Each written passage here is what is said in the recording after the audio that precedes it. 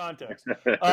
Which team in Chicago is going to make bigger moves at the trade deadline? Is Bellinger, Stroman, those guys gone later possibly? Whoever else, Jan Gomes we mentioned in the show? Or is it Giolito, Lynn, maybe? I mean, I don't know who all. Graveman possibly. I'm sure they'd love to get rid of some other guys, but which team is going to make the more impactful moves, not only for this year, but for the future?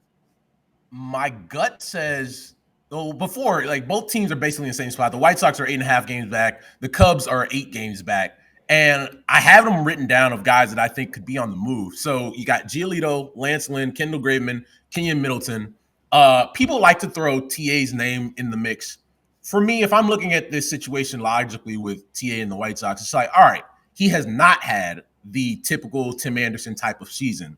Wouldn't you rather have him stay in Chicago after the trade deadline, build up some of that stock again in the second half, and then if you wanted to move him, then you move him in the offseason? To trade him right now when the value is so low and he's on such a team-friendly deal, it wouldn't make sense. On the other side of town, you have a guy in Cody Bellinger that the Cubs front office took a gamble on, right? Cody had been a below-average big league player since he hurt his shoulder in the World Series.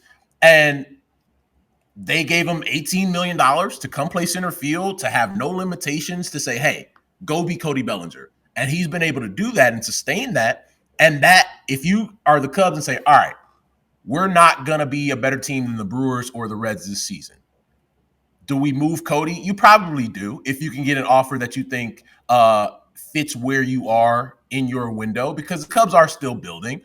But they have a fan base that's also like, hey, we've heard that for a while now, right? And if you're going to be the big bad Cubs that have this money and all this infrastructure around Wrigley Field, and they're just putting up the sports book right next to the ballpark and Gallagher Way and all this stuff, you're seeing lots of money come into Wrigleyville, but you want to start seeing more of that being put back in the product on the field.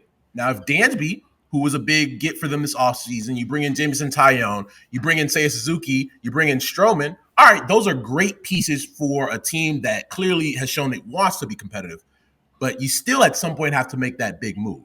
So for this year, in 2023, I think the White Sox make more moves at the deadline, but I think the Cubs have to look at it in terms of 2024, which I believe would be their window to really start competing legitimately in that NL Central.